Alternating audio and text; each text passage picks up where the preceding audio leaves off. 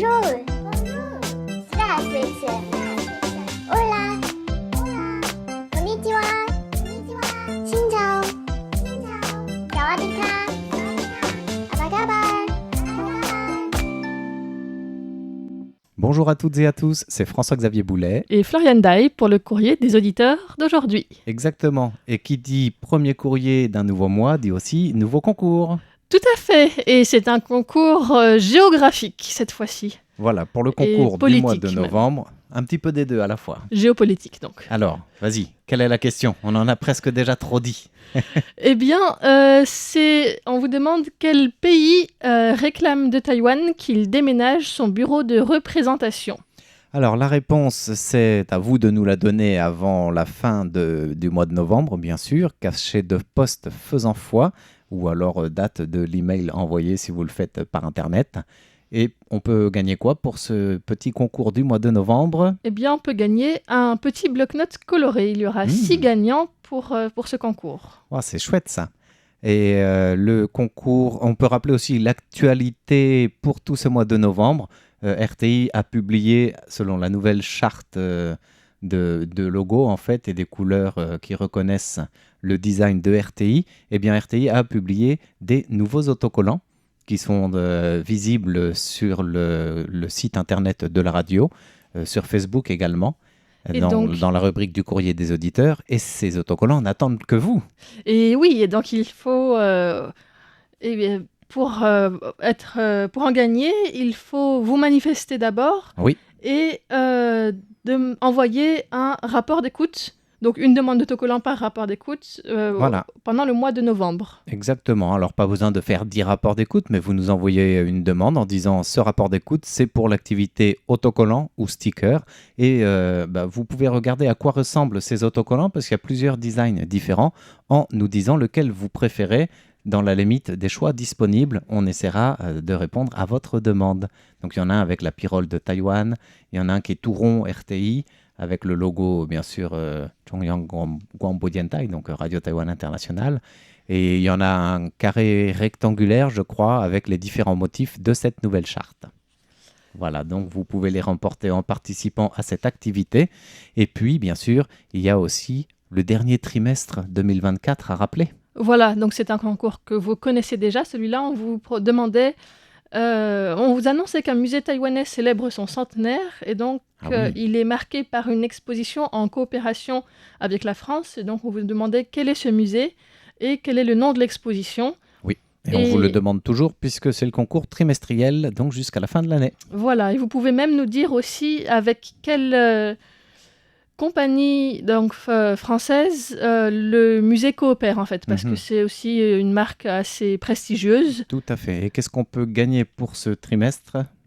Une bouteille d'alcool taïwanais, mais pas vraiment à boire, mais à mettre sur son frigo plutôt que dans son frigo, puisque c'est un magnet.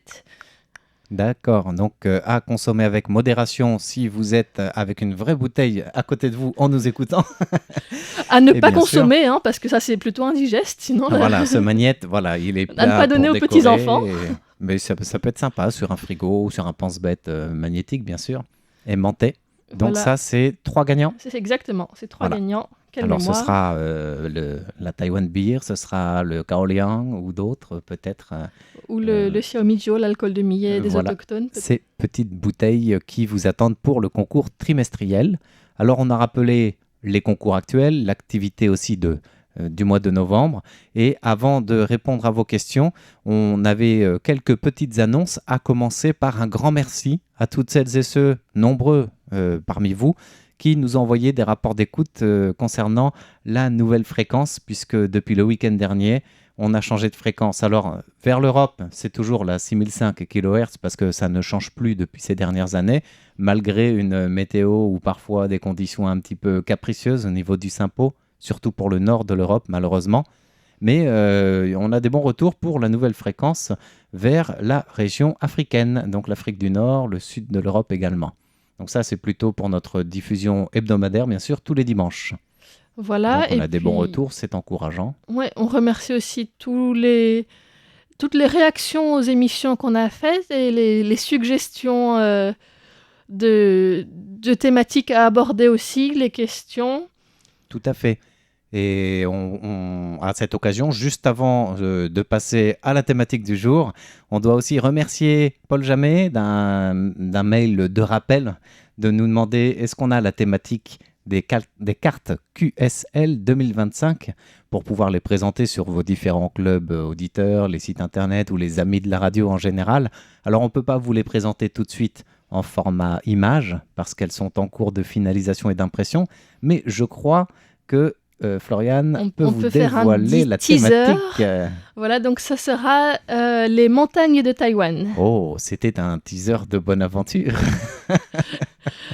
Donc ça va vous faire grimper en hauteur, puisqu'il y a 3000 mètres, presque 4000 pour les plus hautes. C'est ça, donc ça peut être le mont de Jade, le sommet de Taïwan, le top du top, comme on dit. On appelle Yushan. Oui, et puis ça peut être d'autres montagnes, le mont Ali, Rehuanshan, voilà, tous ces montagnes typiques taïwanaises, parmi les sommets qu'il faut gravir dans sa vie. Voilà, donc les montagnes sont magnifiques, les images, j'espère qu'elles le seront aussi. Voilà, on dit pas ça avec un peu d'inquiétude, mais c'est avec une grande attente, puisque on n'a pas encore vu le résultat final. On les attend nous aussi, mais dès qu'on les aura, c'est promis, on vous les présentera bien sûr en format photo comme d'habitude sur notre site ou nos réseaux sociaux, et on vous fera parvenir tout ça pour les relayer autour de vous. Donc un grand merci de cette proposition. Et tant qu'on parle de 2025, eh bien, c'est aussi l'occasion d'évoquer le calendrier de l'année prochaine.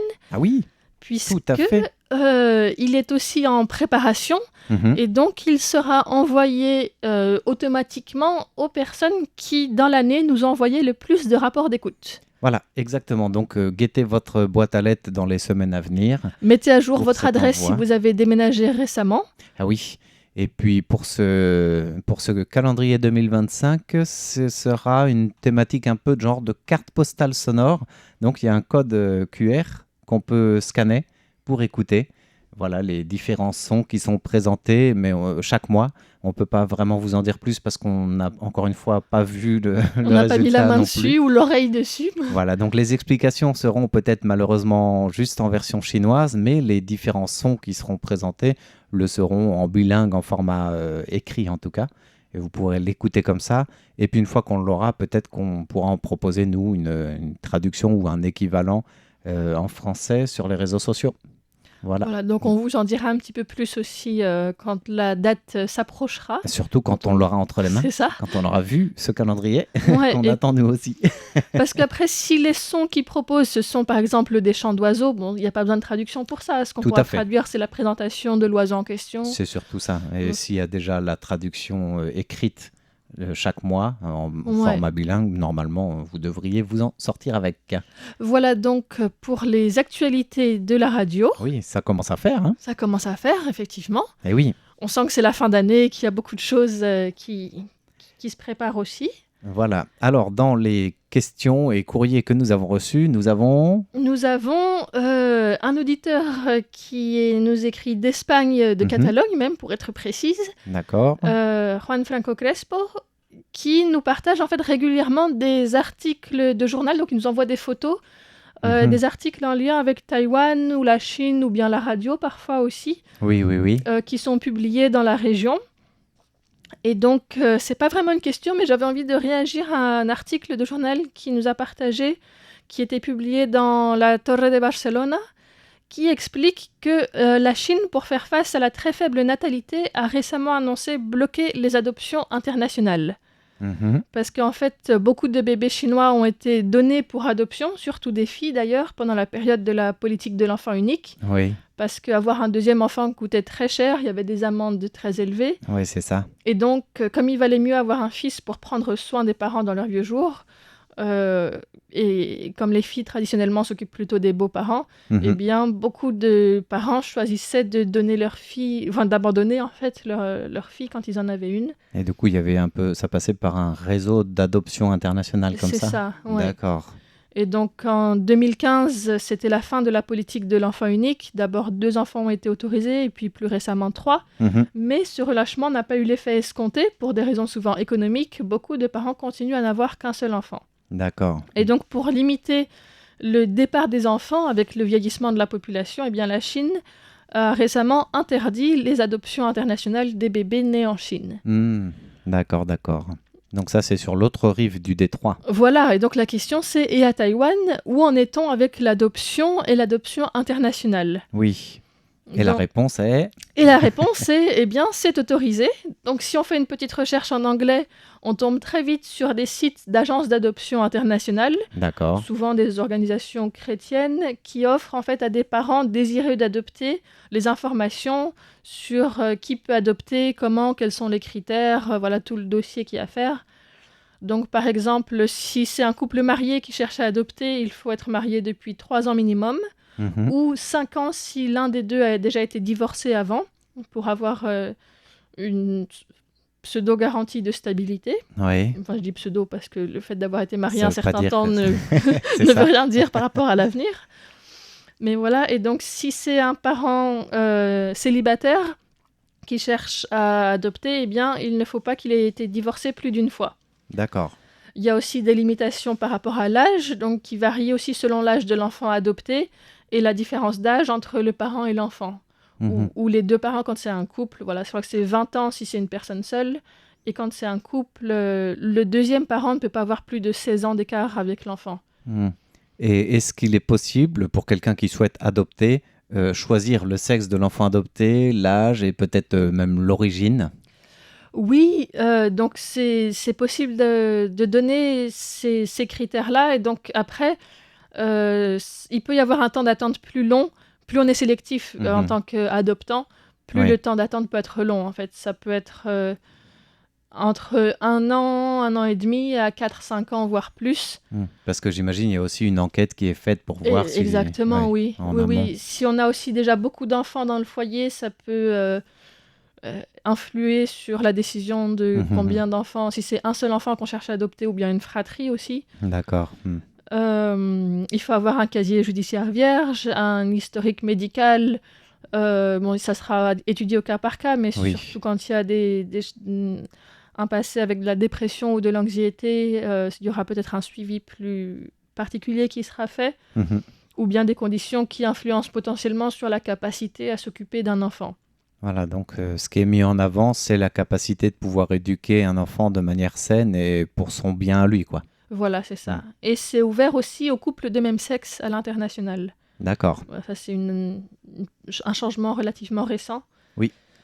Et donc, en fait, c'est plus rapide pour les adoptants étrangers si ce sont des enfants plus grands, parce que ceux-là sont souvent plus difficiles à trouver, ou bien des enfants avec un handicap, ou bien des fratries plus nombreuses. D'accord. S'il y a 3 enfants ensemble... Pour ne pas séparer les... Voilà, qui cherchent à rester ensemble, peut-être à Taïwan, c'est plus difficile. Donc, d'après l'analyse des dossiers de 2022 à Taïwan d'adoption, il y avait encore 533 dossiers qui restaient en attente, dont environ un tiers étaient des enfants souffrant de retard de développement ou bien de maladie. Près de 10% des enfants qui souffrent de handicaps physiques ou mentaux. D'accord. Et les 60% restants viennent de familles qui ont un historique difficile ou bien médical ou de violence. D'accord, donc voilà. ils ne sont pas forcément orphelins quand ils sont placés en adoption. Non, ils ne sont pas forcément orphelins, mais... bon, après, il y a aussi la question de voir si les parents seraient ouverts à garder le lien avec la famille d'origine ou pas. Mais en tout cas, ce sont des familles qui ne sont pas en capacité de s'occuper de leur enfant quand c'est donné pour adoption. D'accord. Et du coup, en attendant toute cette procédure, ces enfants sont placés dans des foyers ou des institutions? C'est ça, oui. D'accord. Et ces institutions peuvent aider à faire le lien aussi entre... adoptant et adopté, du coup. Oui, donc en fait, Taïwan essaie d'encourager d'abord la remise de l'enfant dans sa famille d'origine, si c'est possible, avec un suivi de la famille d'origine quand il y a des difficultés. Ensuite, la deuxième option, c'est une adoption locale, parce que ça reste quand même plus facile pour l'enfant de s'adapter à un environnement qui est plus similaire à son environnement d'origine, si c'est la même langue, si c'est la même culture. Oui. Surtout si l'enfant est plus grand. En plus aussi. Et donc l'adoption internationale, est la dernière option en fait. Donc c'est facilité dans certains cas, mais c'est pas forcément la première option choisie en effet C'est ça. par rapport à tous ces besoins, quoi. Alors Ce il qui est faut normal. savoir aussi que dans le monde, les Pays-Bas et le Danemark ont aussi pris des mesures pour limiter l'adoption internationale des bébés, pour mitiger la baisse de population. Mhm. Et donc même si Taïwan est confronté à une société vieillissante, il n'y a pas cette interdiction de proposer les bébés taïwanais d'être adoptés à l'étranger. Oui. Donc voilà, c'est quelque chose qu'ils cherchent à limiter, mais sans mettre d'interdiction pure et dure, parce qu'ils savent qu'à Taïwan, ils n'arrivent pas à faire adopter tous les bébés qui auraient besoin, ou tous les enfants, pas forcément bébés, mais tous les enfants tout à qui fait. auraient besoin d'être adoptés. Après, ça concerne une proportion très très petite aussi par rapport au nombre d'enfants qui naissent chaque année. Oui, En tout cas pour la situation taïwanaise, même si le taux de natalité est de plus en plus en baisse, ça ne veut pas dire que ce système d'adoption internationale va nuire au nombre d'enfants taïwanais. non, non, justement, C'est pour aussi pour ça que rester c'est pas en interdit. 2022 au niveau des statistiques, Oui, 215 enfants ont été adoptés à Taïwan au total cette année-là, d'accord. dont 110 adoptions internationales, donc à peu près la moitié. Ok, Et parmi ces adoptions, donc 62 ont été adoptées par des familles qui vivent aux États-Unis, oui, 15 en Suède, 10 aux Pays-Bas, et puis un en Norvège et un au Danemark. d'accord. Donc Taïwan n'a pas d'accord d'adoption avec tous les pays. Oui, C'est possible avec ces pays que je viens de citer, plus le Canada, l'Australie, l'Allemagne et l'Italie. Et c'est tout. Donc en France, par exemple, ce ne serait pas possible. Il n'y a pas d'accord d'adoption oui, depuis la France pour adopter des enfants taïwanais. d'accord. Et puis dans l'autre sens, il faut aussi dire que des parents taïwanais ont aussi adopté des enfants qui viennent d'autres pays. 75, toujours en 2022, qui viennent principalement du Vietnam, donc 44 du Vietnam, 20 de Chine, donc ça sera plus possible l'année prochaine. D'accord. Et puis entre 1 et 3 qui viennent des États-Unis, du Japon, de la Birmanie, d'Indonésie et de Hong Kong. Entre 1 et 3 qui Entre viennent... trois- oui. entre C'est 1 pas et 3 trois enfants. enfants qui viennent, ces trois-là, de toutes ces destinations. Voilà, de ces pays-là, il y a très On a peu d'enfants compris. voilà, qui ont été adoptés. D'accord. Donc c'est surtout le Vietnam qui va Oui. rester après. Mm, mm. Mais donc ça contrebalance presque. Enfin, 75 enfants adoptés depuis l'international et 110 Taïwanais Vers adoptés à l'international. l'étranger. Mhm. Donc ça se contrebalance en fait. Mm, mm. Ça Voilà. s'équilibre. Voilà pour la situation des adoptions nationales et internationales à Taïwan. Eh bien, un grand merci à Juan Franco Crespo. Voilà, sans l'accent, je suis désolé. Je mettrai toute la bonne volonté du monde que j'y arriverai pas. Et on a aussi un courrier reçu il y a quelque temps déjà par Christian Guibaudo, un auditeur fidèle qui est passé nous voir d'ailleurs il y a quelques mois, qui voulait savoir, en temps de typhon, bon, on parle du réchauffement climatique, les typhons, ils sont de plus en plus nombreux, mais font-ils de plus en plus de dégâts à Taïwan? Première partie de la question de Christian Guibaudo, qui veut aussi surtout savoir, quand il y a une victime, est-ce que l'État ou les assurances ont un système d'indemnisation des familles? Alors ça, c'est une question importante et intéressante. Alors oui, il y a des indemnisations en cas de victime et selon différents échelons, selon bien sûr différents domaines. Pour ce qui est des assurances, disons-le tout de suite, ça va être la même guerre des assurances qu'il y a un peu partout en fait. C'est-à-dire, ça dépend de comment vous êtes assuré, est-ce que vous êtes assuré pour ces risques, pareil pour tremblement de terre ou autre catastrophe naturelle du reste. Et est-ce que, par exemple, vous décédez parce que un arbre vous écrase? Ça peut arriver, à chaque fois qu'il y a un typhon, on voit ce genre de news. L'assurance peut dire que vu que c'était un jour confiné, vous n'aviez rien à faire dehors, donc elle ne vous assure pas, par exemple.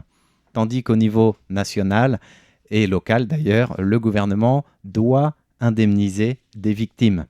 Alors il y a différents échelons, je disais, en cas de mort, en cas de disparition, parce que ça arrive que des personnes soient portées disparues et jamais retrouvées, en cas de blessés graves aussi, et de relocalisation, donc si c'est votre habitation qui devient tellement dangereuse, voire détruite que vous ne pouvez plus y habiter, l'État va vous aider à retrouver de quoi vous loger. Alors le temps de la relocalisation, c'est une prise en charge, alors c'est rien en fait, c'est maximum 2 900 € par ménage. Donc, Euros ou dollars taïwanais? 20 000 $ taïwanais. $20 000 donc 2 900 € par ménage, c'est-à-dire que c'est maximum 5 personnes sous le même toit. Ça fait du 580 € par personne. le temps d'être relocalisé. Donc, on Et espère par que mois, vous ou c'est pouvez... ça? C'est pas dit. C'est pas dit. C'est une indemnisation qui est versée cash et juste une fois. Donc, il faut espérer que votre maison, elle est pas... elle peut être soit vite réparée, soit vous allez retrouver autre chose parce que l'État n'aide pas beaucoup, beaucoup plus que ça, même si l'article de la loi dit clairement que l'État c'est le devoir de l'État de subvenir à hauteur des besoins de la vie courante. Donc je pense que si vous avez 580 € par personne, vous n'allez pas aller bien loin le temps de retrouver un toit, quoi. Oui, non, Mais après, c'est vrai que l'État va aussi vous trouver de quoi vous loger en attendant. Il y a Un toujours logement des précaire centres où des personnes peuvent être déplacées, ou parfois des gymnases ou bien des Tout à écoles qui fait. sont mises à disposition Oui. temporairement pendant les typhons Voilà. et les jours qui suivent. Et après, il y a d'autres genres d'appartements que l'État prête pour ça. Donc là, vous ne payez pas de loyer. Vous avez en plus cette indemnisation en attendant de retrouver votre chez vous. Mais ça reste dérisoire, je trouve.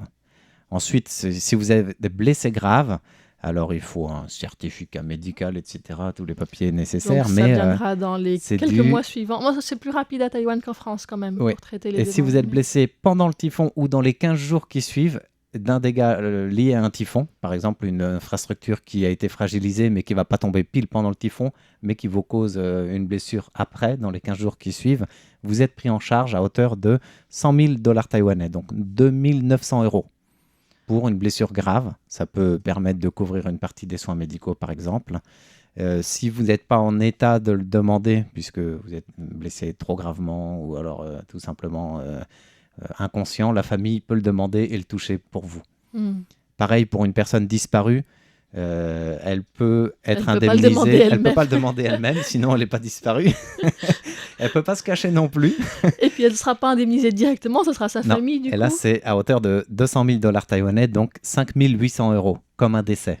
Donc ça, c'est ce que l'État va verser comme barème de base de l'indemnisation en cas de décès ou de disparition. Et donc 5 800 €. Ça s'ajoute à une assurance potentielle. Ça s'ajoute à une complémentaire, une assurance potentielle et à ce que la collectivité locale en question doit faire. Par exemple, si c'est à Taipei, la ville de Taipei, si vous arrive une blessure grave ou disparue ou une mort, l'État prend en charge 5 800 €, mais la collectivité locale est tenue aussi pour responsable et doit verser la même somme. Donc ça double le jackpot, l'indemnisation. Voilà, ça c'est intéressant à souligner. Et après, les assurances, ça dépend du type d'assurance que vous avez contracté et encore une fois aussi du type de blessure ou de gravité de la situation. Ouais. Mais c'est vrai que quelqu'un qui aurait une assurance vie, normalement, le temps d'attente, mais pour une assurance vie, quel que soit le décès, je crois qu'il y a toujours un délai ou un temps d'attente. L'assurance ne va pas vous le verser tout de suite, mais il est tenu de vous le verser de toute façon. Et l'État peut vous aider et vous assister dans toutes les démarches. Donc ça c'est intéressant aussi. Ouais. Voilà, alors jusqu'à 2022, il y avait un barème différent selon que vous êtes taïwanais ou chinois résidant à Taïwan ou étranger résidant à Taïwan. Et étranger, c'est encore divisé par travailleurs migrants et blancs ou... Non, mais maintenant, il n'y a plus de barème différent. Quand je dis barème, ce n'est pas barème d'indemnisation, c'était des conditions pour les obtenir. Maintenant, il suffit que vous soyez, et du coup, pour un touriste étranger, ce serait pareil, mais il suffit de résider de manière légale à Taïwan. Et là, vous pouvez être pris en charge, ce qui est logique, quoi. Donc, si vous êtes en situation illégale, clandestin, aux yeux de la loi, vous n'existez pas, donc l'État ne peut pas vous subvenir, et en même temps, ce sont les personnes les plus marginalisées, les plus fragiles, qui ont le moins de ressources. Voilà, mais si elles sont portées disparues, peut-être qu'elles n'ont même pas d'entourage pour le savoir ou pour les aider. Si elles sont grièvement blessées, il faut que ce soit des associations qui les aident, c'est clair, mais elles n'auront pas droit à cette aide de l'État, puisque l'État explique que de toute façon, si vous êtes clandestin ou en situation illégale, peu importe la raison qui fait que vous êtes dans cette situation-là, vu que ce sont les impôts et les taxes du gouvernement qui prennent en charge cela, vous êtes mis en marge de cette société, donc vous ne pouvez pas en avoir les bénéfices d'une certaine manière, quoi. Voilà, ça c'est le point de vue légal, ce qui se comprend en fait aussi. Oui, bien sûr. Mais... Donc ça c'est pour les indemnisations en cas de typhon ou de catastrophe naturelle, puisque c'est le même barème pour séisme, encore une fois, Ça pourrait être tornade, ça pourrait être autre chose. Guerre, c'est pas considéré comme catastrophe naturelle, donc Non, je c'est sais pas pas très comment naturel. comment ça serait pris en charge s'il y avait des soucis à ce niveau-là. Voilà pour la réponse à la question de Christian Guibaudo. Merci pour le rapport d'écoute qui accompagnait votre courrier. Et puis il y avait encore une autre question. Oui. Qui était de Philippe Marsan et qui portait sur les châtaignes puisque l'automne arrive. Et oui, alors les châtaignes. Voilà, il demandait, il partageait que c'est souvent dégusté avec un vin nouveau. Et il demandait, y en a-t-il à Taïwan? Est-ce connu? Et si oui, comment les consomme-t-on? Donc je suppose qu'il parlait des châtaignes et pas Oui. du vin nouveau. Bah, le vin nouveau, c'est clair, il n'y en a plus. Chin chin. Circuler, il n'y a rien à voir. Non, bien sûr. Les châtaignes. Alors, pas des châtaignes comme on peut trouver, par exemple, que vous avez ici. On va trouver des marrons ou des châtaignes qui vont être grillées ou marron chaud dans la rue. Mais souvent, c'est des produits qui sont importés, ceux-là. Ouais. Ce qu'on trouve à Taïwan et au Japon, d'ailleurs, ce sont les fameuses châtaignes d'eau. Et Taïwan est le pays qui en produit le plus ou qui en produisait le plus avec le Japon. Plus de 1000 tonnes au début des années 90. Waouh, maintenant était c'est énorme. un peu moins, j'imagine. Aujourd'hui, c'est beaucoup moins, mais ça suffit encore à la consommation parce qu'elles sont très prisées en cuisine, en fait, les châtaignes d'eau. Et de plus en plus, Taïwan en exporte aussi puisque c'est un ingrédient qui est de plus en plus apprécié en Occident Oui, et pas seulement en Asie. Voilà. et puis alors les châtaignes d'eau, il me semble qu'on les appelle aussi les cornes du diable parce qu'elles ont cette forme très particulière avec deux petites cornes sur le côté un peu Exactement. ondulées comme ça. D'ailleurs, si vous voulez voir à quoi ça ressemble, eh ben, vous allez voir sur l'article de présentation du courrier des auditeurs d'aujourd'hui et vous les verrez en photo. Alors, ces châtaignes d'eau, elles ont ce nom corne du diable par leur forme. Elles ont le nom de châtaigne d'eau par leur ressemblance à la châtaigne, mais c'est pas du tout de la même famille que des châtaignes. On dit d'eau parce que en fait, c'est le fruit Dans d'une plante l'eau. aquatique Ouais. en eau peu profonde Mm. et souvent cultivée par exemple dans des rizières quand elles sont en jachère ou qu'il n'y a plus besoin de riz. Et c'est le bulbe qui ressemble à la châtaigne et c'est ça qu'on va consommer d'ailleurs. Le nom scientifique, c'est Eleocharis dulcis. Voilà, donc ça c'est pour la châtaigne d'eau. On le disait, elles sont essentiellement au Japon ou à Taïwan. Au niveau du goût, la ressemblance du bulbe, c'est une couleur plutôt claire, la chair, contrairement à plus claire et moins brune que la châtaigne qu'on a en Occident, par exemple, et c'est légèrement sucré. Alors, Oui, on les le consomme goût est comment? Pas très éloigné de la châtaigne, mais pas si proche non plus. C'est ça. Et puis il ouais. y a aussi une sorte de coque noire ou sombre. Oui, qu'il faut bien sûr décortiquer avant de la Et- consommer. Et souvent avant on la bout aussi, Voilà. ou à la vapeur peut-être. Eh bien, justement, il y a plusieurs manières de consommer. On peut les griller, On peut les griller aussi. voilà, donc comme des Un peu comme des châtaignes châtaignes. normales. Pour l'enlever de la bogue, au moins, vous n'allez pas vous piquer parce qu'il n'y a pas d'épines. Ça, c'est peut-être un avantage. Effectivement, oui, c'est Et, que la partie brune. Oui, il n'y a pas de bog comme pour les châtaignes en fait. Tout à fait. Alors bon, ça fait pas partie de la famille des châtaignes, mais ça se consomme pareil. Ça peut être grillé, ça peut être quoi encore? Cuit à la vapeur, ça peut être bouilli, comme tu le disais. Et ça peut même être cuisiné en soupe. Je me souviens, quand j'animais l'émission Taïwan à la carte avec Tiffaine, on avait présenté une soupe de travers de porc aux châtaignes d'eau. Donc on remercie Philippe Marsan pour cette question. On vous Oui. souhaite bon appétit et on vous dit Exactement. à la semaine prochaine. C'était François-Xavier Boulet Et Florian Dai. pour Bye bye. RTI. 你好，你好，你好，你好，你好，你好，你好，你好，Hello，Hello，Guten Tag，Guten Tag，Bonjour。